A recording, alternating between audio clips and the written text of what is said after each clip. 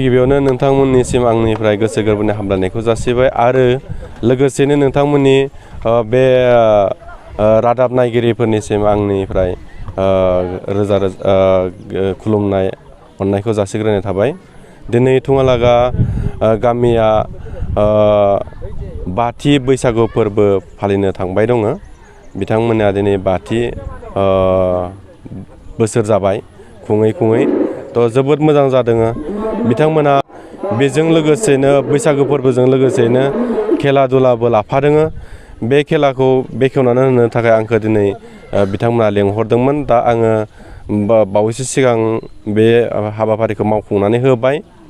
थ' आसा खालामो बिथांमोननि जि हाबाफारि बेयो मोजाङै मोजां जाफुंगोन आरो रायजोनि मदद सहायखौ मोनगोन होननानै आं आसा खालामबाय।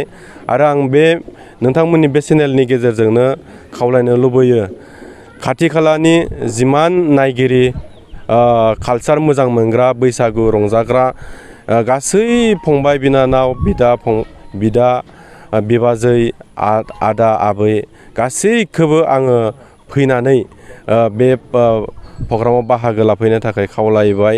मानोबा मोनसे खामानिखौ जाफुंहोनोबाथाय बयनिबो मदद नांगौ जायो। थ' जोङो जाथि हिसाबै मोनसे सेन्टिमेन्टखौ लाबोनांगौ, सेन्टिमेन्ट थानांगोन। जोङो जाथि हिसाबै बयबो बाहागो लानानै बिथांमोननि प्रग्रामखौ जाहाथे कालारफुल खालामो। गेलेगिरिफोरनिसिम आं बेखौनो खावलायनो लुबैयो, खेलायाव जेननाय देरहानाया थाखायो, जाहाथे मोजाङै रायजोफोरा मोजाङै नायथावथाव हिसाबै डिसिप्लिनलि गेलेनानै जाहाथे देखायो। प्राइज मोननाया गोजाननि खोथा, प्राइजजों लोगोसे नोंथाङा निजिनि प्राइज मोननो लुबैनायजों लोगोसे नोंथाङा निजिनि गेलेनायखौबो जाहाथे मोजाङै देखायनो हायो रायजोनो। गिबियावनो बर' खौरां नायगिरि बिथांमोननिसिम थुङालागा गामिनि बाथि रंजालि बैसागु फोरबो फालिथायनि खुंफुं आफादनि जानानै गाहाम हामलायनाय बयनिसिमबो बावहरग्रोनाय जाबाय। जोङो दिनै फैयै बाथि खेब जाबाय बे बैसागु खुंनाय हाबाफारिया। बे बाथि खेबाव जोङो हाबाफारि बायदियै दिनै गेलेमु हाबाफारि, बे गेलेमु हाबाफारिखौ दिनै आखायाव लानाय जादों। बे हाबाफारियाव दिनै जोङो गेलेमु आयदाखौ बेखेवनो थाखाय जोंनि सालबारि सेन्ट जेभियारनि जि दैदेनगिरि बिथां आरो लोगोसेनो बिथांजों फैफानो हादों लोगो बिथांमोन। दा बिथाङा जोंनो बेखेवनानै होबाय। बेखेवनायनि उनाव दिनै खेलाया जागायबाय। जागायनायनि उनाव दिनै बे खेलाखौ दैदेनलांनो थाखाय जोङो मानसिबो हगारनानै होनाय जाबाय। आरो मेनि 2 तारिखै जोङो भलिबल कम्पिटिसन लानाय जादों।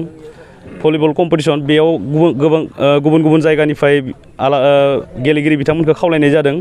बेयाव बयखौबो नायफैनो थाखाय जों खावलायनाय जाबाय। आरो बेजों लोगोसे 7 मे खालि जोङो गेवलां मेल आखायाव लादों। गेवलां मेलाव गाहाय आलासि महरै बिथां जोंनि सालबारि समस्तिनि MCLA बिथां जय मसाहारि बिथाङा नुजाथिफैगोन।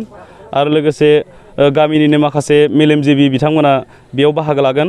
आरो लोगोसेनो हरनि समाव जोङो कालचारेल नाइट, हारिमु मोनाबिलि, बे हारिमु मोनाबिलियाव जोङो मेथाइ खनगिरि महरै जनकान्त मोसाहारि बिथां गुवाहाटीनि बिथाङा उन्दै जाखांफुनाय मेथाइ खनगिरि। आरो लोगोसेनो बिथां इरागदाव स्वर्गियारि बरपेटा रडनि बिथाङा, आरो लोगोसेनो गामिनिनो सासे खनगिरि बिथां कान्तेस्वर बसुमतारी बिथांबो दङ। दा जोङो खावलायनाया नैबेसो जे गासैखौबो बे हाबाफारियाव लैहोर फैनानै मदद होफैनो थाखाय जोङो थुङालागा खुंफुं आफादनि जानानै खावलायहरनाय जाबाय।